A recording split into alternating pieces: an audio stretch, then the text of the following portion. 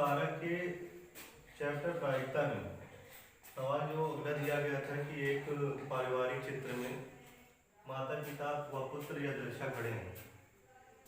Number ई event दिया गया है कि पुत्र एक सिरे पर खड़ा हो और एफ दिया गया कि पिता मध्य में खड़े। इसके लिए क्या करते हैं कि हम लोग ये देखते हैं कि एक पारिवारिक चित्र पे माता पिता पुत्र के लिए अगर खड़े होने इनका एक साथ हम एक पारिवारिक चित्र में प्रदर्शित करें, इनकी कुल प्रतिदर्श समष्टि निकालें पिता माता पिता और पुत्र की, तो लिखेंगे हम लोग, ध्यान देंगे तो लोग दिया गया है कि माता पिता व पुत्र को एम एफ एस से प्रदर्शित करते हैं।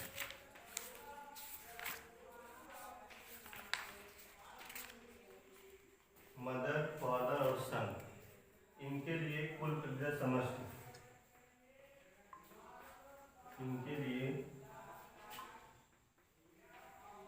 कुल प्रतिदर्श समष्टि, कुल प्रतिदर्श समष्टि जो बनेगी, इसके लिए देखते हैं कि यदि अगर हम पुत्र को लेकर के चलें तो अगर किनारे पर तुम्हारा सन होगा, यहाँ पर तुम्हारे क्या हो सकते हैं एफ हो सकता है और यहाँ पर एम हो सकता है। एक कंडीशन ये बन सकती है अगर एक तीन में लोगों को खड़ा किया जाए। इसके बाद में सन फादर और माता, इसके बाद यहाँ पर आते हैं कि सन यहाँ पर हो सकता है और माता या बीच में आ सकते हैं और फादर किनारे आ सकते हैं। ठीक है, एक कंडीशन ये बन सकती है। दूसरी कंडीशन बन सकती है कि पिता आगे आ सकते हैं, सॉरी माता आगे आ सकती हैं, इसके बाद सन बीच में जा सकता है और फादर किनारे आ सकते हैं। एक कंडीशन ये बनेगी। एक कंडीशन बन जाएगी कि माता किनारे रहेंगी, इसके बाद में और फादर बीच में आ सकते हैं और सन तुम्हारे किनारे जा सकता है। ठीक है, दूसरी कंडीशन बन सकती है कि फादर किनारे जा सकते हैं और मदर बीच में जा सकती हैं और सन किनारे हो सकता है। इसके बाद में फादर आगे आ सकते हैं, पुत्र बीच में आ सकता है और माता किनारे जा सकती है। कितनी कंडीशन बन सकती हैं? 1 2 3 4 5 6, कुल मिलाकर के 6 प्रतिदर्श समष्टि मिलेंगे। इवेंट ई, इवेंट घटना ई कह रहा है कि ये देखते हैं कि पुत्र एक सिरे पर खड़े हैं, पुत्र एक सिरे पर है, एक सिरे पर है। तो अगर एक सिरे पर है तो हम ये देखते हैं घटना ई पर कुल अनुकूल परिणाम क्या बनेंगे पुत्र के लिए। सिरा तो एक ये भी हो सकता है और ये भी हो सकता है, किनारे ये भी है किनारे ये भी है। तो हम ये देखते हैं कि पुत्र इन दोनों किनारों पर कहाँ कहाँ खड़ा हो सकता है। तो लिख देते हैं हम लोग ई बराबर हो जाएगा इसके लिए, ये हो जाएगा किनारे खड़ा है एस एफ एम, यहाँ पर हो सकता है क्या एस एम एफ, और पुत्र यहाँ पर जगह तो बीच में किनारे यहाँ पर देखो ये आ गया तुम्हारे, यहाँ पर किनारे हो सकता है, हो जाएगा एम एफ एस, एक हो सकता है ये एफ एम एस। इतने तरीकों से पुत्र किनारे खड़े होता है, मतलब 4 तरीकों से। ठीक है, तो इसके लिए प्रायिकता लिख देंगे हम लोग पीई, हो जाएगा अनुकूल परिणाम कितने थे 4, कुल संभव परिणाम 6, तो 2/3। ठीक है, घटना एफ पर चलते हैं। घटना एफ कह रहा है पिता मध्य में खड़े हो, तो एफ जो घटना है, घटना एफ है पिता मध्य में खड़े हैं। तो पिता मध्य में खड़े होने की कंडीशन देखते हैं कि पिता मध्य में खड़े कितने प्रकार से हो सकते हैं। देखो यहाँ पर किनारे खड़े, इसको नहीं लेंगे, ये देखो बीच में। एक कंडीशन ये बन सकती है कि पिता तुम्हारे मध्य में हो सकते हैं, एस एम एफ, यहाँ पे लिखेंगे एस एम एफ। इसके बाद में और देखते हैं पिता मध्य में कहाँ हो सकते हैं, यहाँ पर नहीं हो सकते हैं, यहाँ भी नहीं है, यहाँ पर है F M S, F M S. ठीक है ना, और पिता मध्य में और कहीं नहीं। तो 2 तरीकों से पिता तुम्हारे बीच में आ सकते हैं, तो 2 लिखिए, समझ पा रहे हो। तो घटना एफ की जो प्रायिकता बन जाएगी, हम अगर पी एफ निकालें तो क्या हो जाएगी 2/6 मतलब 1/3, ये बन जाएगी घटना इवेंट एफ की। अब हम लोग लोग ये निकाले, हमको निकालना था सवाल में कि PE/F निकालिए। क्या ज्ञात करना था? PE/F हमें ज्ञात करना था। तो इसके लिए हम लिखेंगे, हमें PE/F की जो प्रायिकता हो जाएगी E इंटरसेक्शन F/PF होता है। तो हमें इंटरसेक्शन की आवश्यकता पड़ेगी। इंटरसेक्शन का मतलब होता है जो उभयनिष्ठ, क्या हो, घटना E और घटना F जो दोनों उभयनिष्ठ होते हैं, घटना E पर और घटना F पर जो भी परिणाम तुम्हारी दोनों मिलेंगे वही चीज क्या होती है, उभयनिष्ठ हो जाएगी तुम्हारी। तो E इंटरसेक्शन F, घटना E पर देखिए, घटना E था तुम्हारा कि पुत्र एक सिरे पर खड़ा हो, घटना E के ये परिणाम और घटना F के ये परिणाम। तो इनमें ये देखते हैं कि इन दोनों में कौन सा कॉमन मिल रहा है। तो FMS, यस MF, एक ये कंडीशन देखो मिल रही है, एक कंडीशन ये मिल रही है कि FMS, सॉरी फादर है, SFM, और ये हो जाएगा तुम्हारा SFM, और यहाँ पर पिता मध्य में आएंगे और ये कंडीशन जाएगी FSM, MSF, ये आएगी MFS, क्योंकि पिता को लेना है तो पिता तुम्हारे मध्य में था, वो गलती से निकल गया था। तो SFM और MFS दो कंडीशन बनेंगी। तो यहाँ पर देखते हैं इवेंट E और इवेंट F पर कंडीशन कौन सी मिल रही है, SFM एक कंडीशन ये है और MFS एक कंडीशन ये है।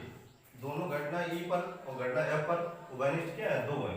कौन कौन सी कंडीशन, SFM और एक कंडीशन है तुम्हारी MFS बराबर दो। दो परिणाम ऐसे हैं जो दोनों में क्या है, उभयनिष्ठ हैं, क्योंकि पिता को हमको घटना F क्या कर रहा है, पिता मध्य में खड़े हों, तो SFM, ठीक है ना। तो इसकी जो प्रायिकता लिख लेंगे हम लोग, PE इंटरसेक्शन F बराबर हो जाएगा तुम्हारा E इंटरसेक्शन F, यहाँ पर क्या हो जाएगा 2/6, 1/3, ठीक है ना। और E/F याद करना है तुम्हें, तो यहाँ से देखेंगे E/F, PE/F की प्रायिकता निकालनी थी तो हो जाएगा PE इंटरसेक्शन F/PF। तो ये हो जाएगा E इंटरसेक्शन F कितना निकला, 1/3 बटे PF का मान कितना निकला था, F की प्रायिकता क्या थी तुम्हारी, ये थी 1/3, तो ये कैंसिल हो जाएंगे, 1/1 बराबर कितना आएगा 1, जिसकी प्रायिकता क्या निकला है 1, ठीक है ना। दूसरा सवाल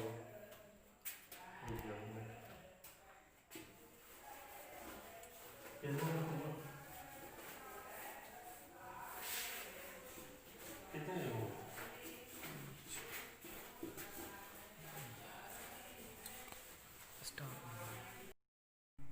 नेक्स्ट सवाल दिया गया है कि एक काले और लाल पासे को उछाला गया है। दो पासे हैं हमारे पास, एक काला पासा एक लाल पासा है।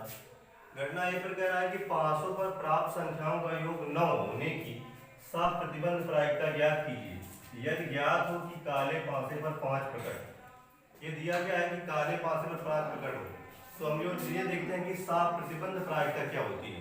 बहुत ध्यान से देखेंगे कि साफ प्रतिबंध प्रायिकता क्या निकालनी है, तो हमें जो कंडीशन दी गई होती है, तो हमें कंडीशन क्या दी गई है कि ज्ञात है, तुम्हें जो तुम्हें चीज ज्ञात होती है उसको हम लोग बना लेते हैं कि काले पासे पर 5 प्रकट हो। जो चीज ज्ञात है उसको घटना हम लोग बना लेते हैं F, जो ज्ञात होता है वो घटना बन जाता है F। और जिस चीज की सप्रतिबंध प्रायिकता ज्ञात करनी है तुम्हें, मतलब संख्याओं का योग 9 होने की सप्रतिबंध प्रायिकता निकालनी है, ये चीज निकालनी है, संख्याओं का योग 9 प्राप्त होने की सप्रतिबंध प्रायिकता ज्ञात करनी है। तो इस सवाल में क्या है, जिस चीज को तुम्हें सप्रतिबंध प्रायिकता ज्ञात करनी होती है उसको हम लोग बना देते हैं घटना E। तो और जो ज्ञात होता है उसे बना लेते हैं घटना F, ठीक है ना। तो लिखेंगे काले व लाल पासों को उछालने पर कुल प्रतिदर्श समष्टि जो बन जाएगी 36, क्योंकि एक पासे पर 6 अंक अंकित होते हैं और दूसरे लाल पासे पर पासे एक जैसे होते हैं, और इसमें क्या हो जाएंगे 6 अंक अंकित होंगे। इसमें काले अक्षर होंगे, इसमें लाल अक्षर से अंकित होंगे, लेकिन पासे पर अंक ही क्या होंगे 6 ही होंगे। ठीक है ना। तो क्या होता है कि लाल काले और लाल पासों को छालने पर कुल प्रतिशत समष्टि क्या मिल जाएगी 36 की। ठीक है ना। और यहाँ पर क्या देखते हैं कि जिस चीज की सापेक्षता प्रायिकता ज्ञात करनी होती है उसको बना लेते हैं घटना ई, और घटना एफ बनाते हैं जिस चीज को हमें ज्ञात हो, मतलब काले पासे का 5 प्रकार। तो लिखते हैं हम लोग घटना एफ,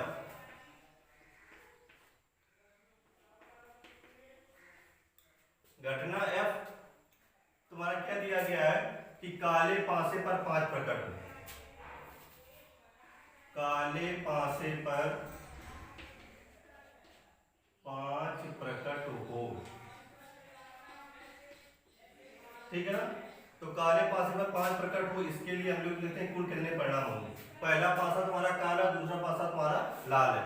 तो पहले पासे 5 प्रकट हो तो कंडीशन क्या बन जाएगी 5 का माई, पहले पर लाल आ सकता, पहले पर काला मतलब 5, दूसरे पर एक, काले पासे लाल पासे पर 1 हो सकता है, फिर 5 हो सकता है, 2 हो सकता है इस पर, फिर 5 3 5 4, फिर 5 5 5 6। इसके अलावा कोई परिणाम नहीं होगा कि जिस पर काले पासे पर तुम्हारा क्या 5 प्रकट हो। तो ये हो जाएगा तुम्हारा कितने परिणाम हो जाएंगे 6 परिणाम। ठीक है। अगर 1,5 कह देंगे तो पहला पासा तुम्हारा क्या है काला है, दूसरा पासा तुम्हारा क्या है लाल है। तो अगर हम 1,5 कर देंगे यहाँ पर, या 2,5 कर देंगे, या 3,5 कर देंगे, तो लाल पासे पर 5 प्रकट होने लगेगा। जबकि हमको ये ज्ञात करना है कि काले पासे पर 5 प्रकट हो। तो काले पासे पर 5 प्रकट होने की कंडीशन कितने बनेंगी 6 बनेंगी। ठीक है ना। इसकी जो हम लोग प्रायिकता निकाल लेंगे पीएफ अनुकूल परिणाम बटे कुल संभव परिणाम 1/6। ठीक है ना। घटना है ई देखते हैं, कह रहा है कि संख्याओं का योग 9, मतलब काले और लाल पासे को अगर उछालें दोनों को एक साथ, तो जो उन संख्याओं का जो ये संख्या अगर काले और लाल पासे को उछाला, जैसे ये आ गई संख्या उछालने पर, तो इनका योग क्या होना चाहिए 9 होना चाहिए। ऐसी कितनी कंडीशन होनी चाहिए। तो हम ये देखते हैं कि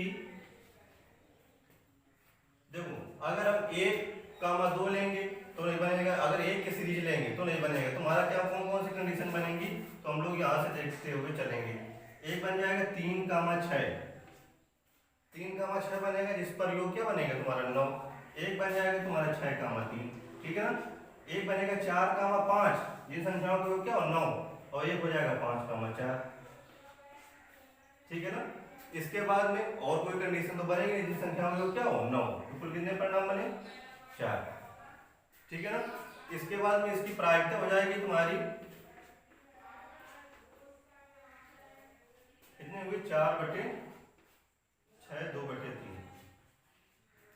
हमें साप्रतिबंध प्रायिकता निकाले, ई इंटरसेक्शन एफ निकाल लेते हैं। ई इंटरसेक्शन एफ का मतलब होता है जो ई घटना इवेंट ई और इवेंट एफ पर दोनों उभयनिष्ठ हो। तो ये देखते हैं इस पर कौन सा चीज उभयनिष्ठ है। देखो 5,4 और 5,4, एक कंडीशन दोनों को उभयनिष्ठ है, दोनों में मिल रहा है, तो ये तुम्हारा क्या हो जाएगा ई इंटरसेक्शन एफ हो जाएगा। तो हो जाएगा तुम्हारी कंडीशन क्या 5,4, एक ये परिणाम मिल जाएगा। तो इसकी घटना क्या है प्रायिकता का इसकी निकालेंगे P E upon F, sorry P E intersection F हो जाएगा तुम्हारा 1/6, सॉरी 1/36। हमें साप्रतिबंध प्रायिकता निकालनी थी, किसकी निकाली थी संख्याओं का योग 9। घटना जो चीज हमें निकालनी होती है उसको ऊपर रखते हैं, जिस चीज की साप्रतिबंध प्रायिकता निकालनी हो, जो चीज हमें साप्रतिबंध प्रायिकता निकालनी मतलब संख्याओं का योग 9 होने की साप्रतिबंध प्रायिकता, तो ये घटना ई बनाते हैं, और जो चीज तुम्हें नहीं दी गई होती है उसको घटना एफ बनाते हैं। तो घटना एफ तुम्हें जो दिया गया क्या दिया गया इसको कि काले पासे 5 प्रकट हो, जो चीज ज्ञात हो वो घटना एफ पे जाती है, और जो चीज की निकालनी हो वो घटना ई पे जाती है। ठीक है ना। तो ई जिसकी निकालनी होती है, जिसकी साप्रतिबंध प्रायिकता निकालनी है उसको ऊपर लिखेंगे, बाद में F P E upon F निकालना है, तो P E intersection F upon क्या हो जाएगा पी एफ।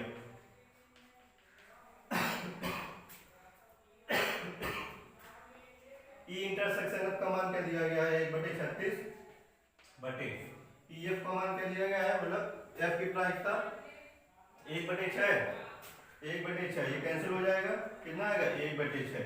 तो मतलब संख्याओं का योग 9 होने की सापेक्ष प्रायिकता PE/F कितना आ गया 1/6।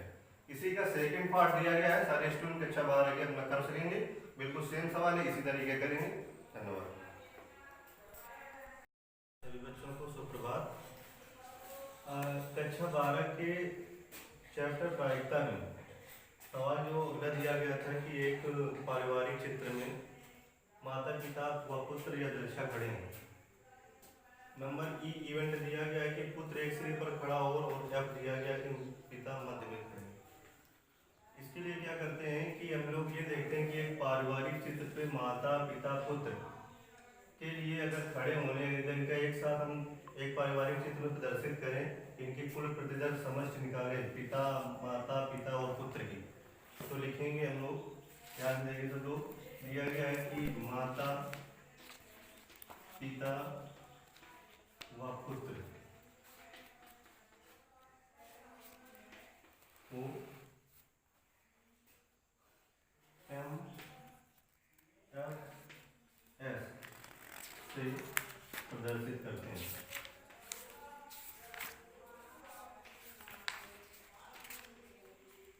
मदर फादर और सन, इनके लिए कुल प्रतिदर्श समष्टि, इनके लिए कुल प्रतिदर्श समष्टि, कुल प्रतिदर्श समष्टि जो बनेगी, इसके लिए देखते हैं कि यदि अगर हम पुत्र को लेकर के चलें तो अगर किनारे पर तुम्हारा सन होगा, यहाँ पर तुम्हारे क्या हो सकते हैं एफ हो सकता है और यहाँ पर एम हो सकता है। एक कंडीशन ये बन सकती है अगर एक 3 में लोगों को खड़ा किया जाए। इसके बाद में सन फादर और माता, इसके बाद यहाँ पर आते हैं कि सन यहाँ पर हो सकता है और माता या बीच में आ सकते हैं और फादर किनारे आ सकते हैं। ठीक है, एक कंडीशन ये बन सकती है। दूसरी कंडीशन बन सकती है कि पिता आगे आ सकते हैं, सॉरी माता आगे आ सकती हैं, इसके बाद सन बीच में जा सकता है और फादर किनारे आ सकते हैं। एक कंडीशन ये बनेगी। एक कंडीशन बन जाएगी कि माता किनारे रहेंगी, इसके बाद में और फादर बीच में आ सकते हैं और सन तुम्हारे किनारे आ सकता है। ठीक है, दूसरी कंडीशन बन सकती है कि फादर किनारे आ सकते हैं और मदर बीच में जा सकती हैं और सन किनारे हो सकता है। इसके बाद में फादर आगे आ सकते हैं, पुत्र बीच में आ सकता है और माता किनारे आ सकती है। कितनी कंडीशन बन सकती हैं 1 2 3 4 5 6, कुल मिलाकर के 6 प्रतिदर्श समष्टि मिलेंगे। इवेंट ई, इवेंट घटना ई कह रहा है कि ये देखते हैं कि पुत्र एक सिरे पर खड़े हैं, पुत्र एक सिरे पर है, एक सिरे पर है।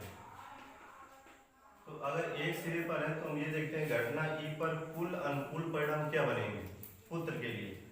सिरा तो एक ये भी हो सकता है और ये भी हो सकता है, किनारे ये भी है किनारे ये भी है, तो हम ये देखते हैं कि पुत्र इन दोनों किनारों पर कहाँ कहाँ खड़ा हो सकता है। तो लिख देते हैं हम लोग ई बराबर हो जाएगा इसके लिए, ये हो जाएगा किनारे खड़ा है एस एफ एम, यहाँ पर हो सकता है क्या एस एम एफ, और पुत्र यहाँ पर जगह तो बीच में किनारे यहाँ पर देखो ये आ गया तुम्हारा, यहाँ पर किनारे हो सकता है, हो जाएगा एम एफ एस, एक हो सकता है ये एफ एम एस।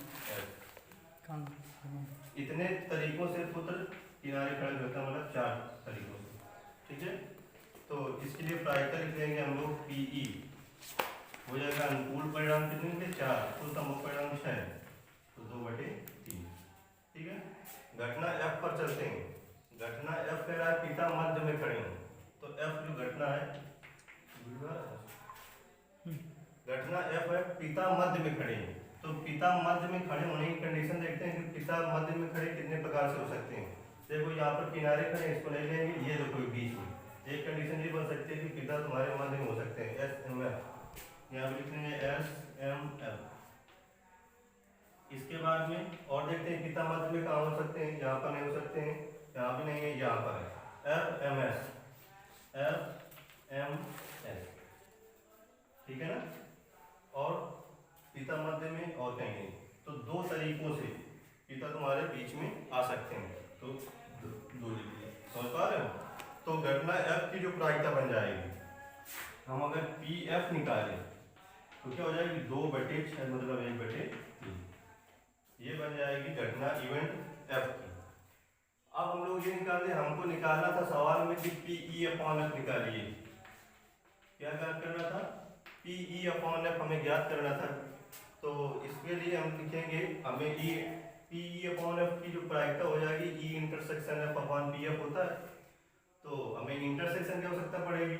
इंटरसेक्शन का मतलब होता है जो उभयनिष्ठ, क्या हो, घटना E और घटना F जो दोनों उभयनिष्ठ होते हैं, घटना E पर और घटना F पर जो भी परिणाम तुम्हारी दोनों मिलेंगे वही चीज क्या होती है, उभयनिष्ठ हो जाएगी तुम्हारी। तो E इंटरसेक्शन F घटना E पर देखिए, घटना E था तुम्हारा कि पुत्र एक सिरे पर खड़ा हो, घटना E के ये परिणाम और घटना F के ये परिणाम। तो इनमें ये देखते हैं कि इन दोनों में कौन सा कॉमन मिल रहा है। तो FMS SMF एक ये कंडीशन देखो मिल रही है, एक कंडीशन ये मिल रही है कि FMS सॉरी फादर है SFM और ये हो जाएगा तुम्हारा SFM और यहाँ पर पिता मध्य में आएंगे और ये कंडीशन जाएगी FSM MSF ये आएगी MFS, क्योंकि पिता को लेना है तो पिता तुम्हारे मध्य में था, वो गलती से निकल गया था। तो SFM और MFS दो कंडीशन बनेंगी। तो यहाँ पर देखते हैं इवेंट E और इवेंट F पर कंडीशन कौन से मिल रही है, SFM एक कंडीशन ये है और MFS एक कंडीशन ये है। दोनों घटना E पर और घटना F पर उभयनिष्ठ क्या है, दो है। कौन कौन सी कंडीशन, SFM और एक कंडीशन है तुम्हारी MFS बराबर दो। दो परिणाम ऐसे हैं जो दोनों में क्या है, उभयनिष्ठ हैं, क्योंकि पिता को हमको घटना F क्या कर रहा है, पिता मध्य में खड़े हों, तो SFM, ठीक है ना। तो इसकी जो प्रायिकता लिख लेंगे हम लोग PE इंटरसेक्शन F बराबर हो जाएगा तुम्हारा E इंटरसेक्शन F, यहाँ पर क्या हो जाएगा 2/6 1/3, ठीक है ना। और E/F याद करना है तुम्हें, तो यहाँ से देखेंगे E/F PE/F की प्रायिकता निकालनी थी तो हो जाएगा PE इंटरसेक्शन F/PF। तो ये हो जाएगा E इंटरसेक्शन F कितना निकला 1/3 बटे PF का मान कितना निकला था, F की प्रायिकता क्या थी तुम्हारी, ये थी 1/3। तो ये कैंसिल हो जाएंगे, 1/1 बराबर कितना आएगा 1, इसकी प्रायिकता क्या निकल आई 1, ठीक है ना। दूसरा सवाल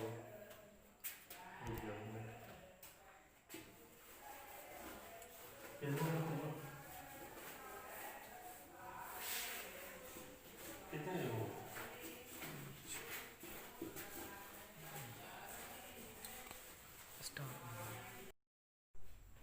कक्षा 10 के बच्चों के लिए चैप्टर नंबर 1 यूक्लिड विभाजन प्रमेयिका, इससे संबंधित आपको मासा ज्ञात करना सिखा रहे हैं, ध्यान से देखिए।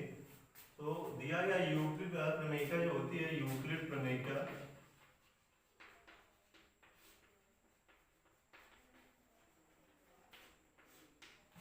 होती है A बराबर BQ प्लस R,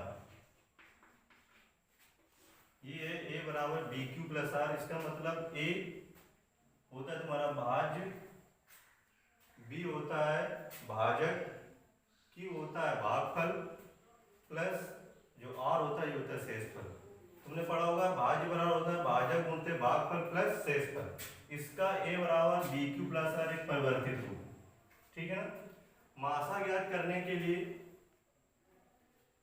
जैसे उदाहरण पे लेते हैं, एग्जाम्पल पे जैसे दिया गया 135 और 45, इन दो संख्याओं का मासा ज्ञात करना है। क्या निकालना है तुम्हें, मासा निकालना है। तो क्या करेंगे, इन दोनों संख्याओं में जो संख्या बड़ी होती है उसको आप लोग क्या बना देंगे A, जो संख्या बड़ी होती है वो होती है तुम्हारी A और जो संख्या तुम्हारी छोटी हो इन दोनों 45 उसको बना लेते हैं डी, ठीक है ना। और क्यू का मतलब होता है 1 2 3 4 5 अपने मन से वैल्यू को रखना है, और प्लस आर, आर का मान जो होता है कि ऐसी संख्या जोड़े ताकि ये तुम्हारा पूरा मान ए के बराबर हो जाए। तो लिखते हैं यहाँ पर ध्यान से लिखेंगे, यूक्लिड प्रमेयिका से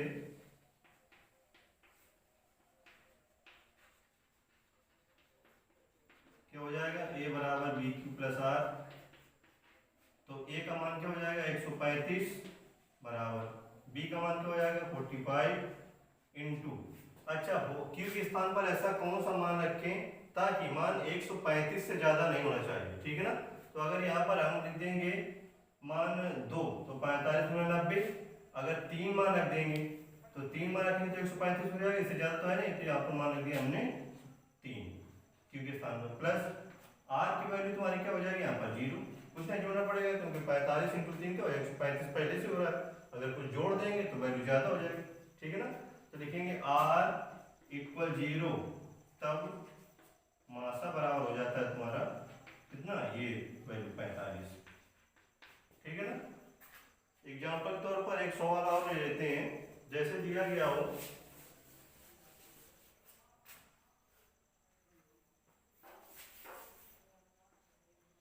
180 और 160, इसका तुम्हें मासा निकालना है, ठीक है ना। चैप्टर 1 से सवाल अपना मासा निकालने वाले अपना कर सकेंगे सारे बच्चे हाई स्कूल के। तो लिखेंगे ए बराबर बी क्यू प्लस आर, ए का मान 180 और 160 में कौन सा मान ले लेंगे 180 बराबर बी का मान क्या हो सकता है 160।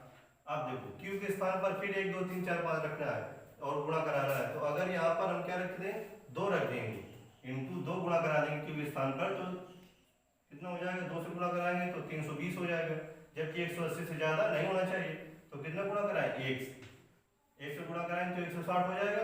प्लस आर के स्थान पर क्या रखेंगे 160, वैल्यू को पूरा 180 के बराबर बनाया जाता है, तो मतलब इस भाज्य के बराबर, तो यहाँ पर क्या जोड़ना पड़ेगा 160 इंटू 1 तो 160 हो जाएगा, और यहाँ पर हमें 20 और जोड़ना पड़ेगा तभी 180 होगा, ठीक है ना। तो यहाँ पर लिखेंगे ये प्रक्रिया तब तक चलती रहेगी जब तक कि आर का मान तुम्हारा 0 ना आ जाए, जहां तक आर का मान तुम्हारा 0 आ जाएगा वहीं से आपका मासा निकल आता है। तो यहाँ पर तो आर का मान 0 भी है नहीं, लिखेंगे R does not equal to 0, तब पुनः यूक्लिड प्रमेयिका से, अब यूक्लिड प्रमेयिका पुनः लगेगी तो किस में लगेगी 160 और 20 पे लगेगी, ठीक है ना। तो इन दोनों को 160 और 20 को, इसमें कौन संख्या बड़ी 160, तो ये स्थान 160 पर क्या आ जाएगा तुम्हारा 1 मान आ जाएगा, समझ में आई बात। अच्छा, और ये जो तुम्हारा आर का मान यहाँ बना था ये बन जाता है बी का मान, तो हो जाएगा 20 इंटू, अब क्यू के स्थान पर क्या मान रखें कि 20 में, तो यहाँ पर हो जाएगा 8 से गुणा करा देंगे तो 160 हो जाएगा, प्लस आर का मान क्या लिख देंगे यहाँ पर 0, क्योंकि 160 हमारा मिल गया है, तो ये हो जाएगा तुम्हारा क्या आर बराबर 0, तब मासा बराबर हो जाएगा तुम्हारा क्या हो जाएगा मासा 20, ये वैल्यू हो जाती है 20, तो मासा बराबर हो जाएगा तुम्हारा कितना 20, समझ पाए। बहुत ही महत्वपूर्ण है 160 और 180, ये बोर्ड पेपर में क्वेश्चन जरूर आएगा। इसके बाद पुनः एक सवाल ले लेते हैं,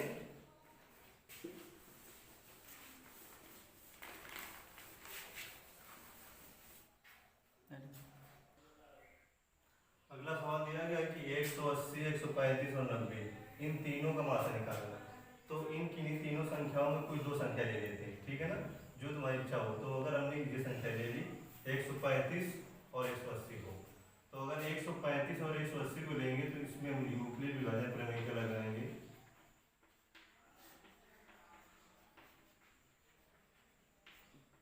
लिखेंगे a बराबर बी क्यू प्लस आर, ए का मान दोनों संख्याओं में संख्या बड़ी होगी 180 बराबर बी का मान हो जाएगा 135, अब क्यू का मान तुम्हें रखना है, तो क्यू का मान 1 2 3 4 पर रखना पड़ेगा, तो यहाँ पर अगर 2 रखेंगे तो 135 में 2 को गुणा कराएंगे तो 180 से ज़्यादा हो जाएगी, जबकि में ज़्यादा नहीं होना चाहिए, तो 1 से गुणा करा देंगे, ठीक है ना। तो 135 होगा प्लस अब आर के स्थान पर कितना जोड़ना पड़ेगा हमें, 45, तब 180 होगा तुम्हारा, ठीक है ना। तो ये हो जाएगा तुम्हारा R does not equal to 0, R 0 के बराबर नहीं है, तब लिखेंगे, तब पुनः यूक्लिड प्रमेयिका से, तो हो जाएगा तुम्हारा यूक्लिड प्रमेयिका लगेगी कितनी संख्याओं में, 135 और 45 में लगेगा। तो इन दोनों संख्याओं की संख्या बड़ी होगी उसको ए बना देंगे, तो हो जाएगा 135 और बी बन जाएगा तुम्हारा 45 इंटू, अब क्यू के स्थान पर क्या रखना पड़ेगा, फिर देखिए अगर 45 गुना 90, 45 तरीका 135, तो क्यू का मान क्या हो जाएगा 3, प्लस आर का मान क्या रखेंगे अब यहाँ पर 0, क्योंकि वैल्यू तुम्हारी 135 हो गई है। तो लिखेंगे आर बराबर 0, बार 0 का मान आ गया है, आर बराबर 0 तब 180 हुआ 135 का मासा 45 है। अभी इन दोनों संख्याओं का मासा 45 निकला है, लेकिन हमारा वास्तविक रूप से अगर 180 और 135 और 90 का पूरा मासा अभी क्लियर नहीं हुआ है, तो अभी हमें क्या निकालना पड़ेगा, इस 90 को हमको दिखाना पड़ेगा कि क्या ये भी संख्या जो तुम्हारा मासा आया हुआ है इसे वैल्यू काटेगा या नहीं काटेगा। तो लिखेंगे 45 व 90 पर लगाएंगे यूक्लिड विभाजन प्रमेयिका, तो इन दोनों में कौन संख्या बड़ी है 90, तो 90 ले लेंगे, हो जाएगा तुम्हारा बी का मान 45 इंटू क्यू का मान क्या हो जाएगा यहाँ पर 2, प्लस आर का मान क्या होगा 0, ठीक है ना। 45 गुना 90 लिखेंगे आर बराबर 0, अतः मासा बराबर हो जाएगा तुम्हारा कितना 45। अगर यहाँ पर 0 नहीं होता तो आगे फिर बढ़ जाते, ठीक है ना मासा, तब निकालते।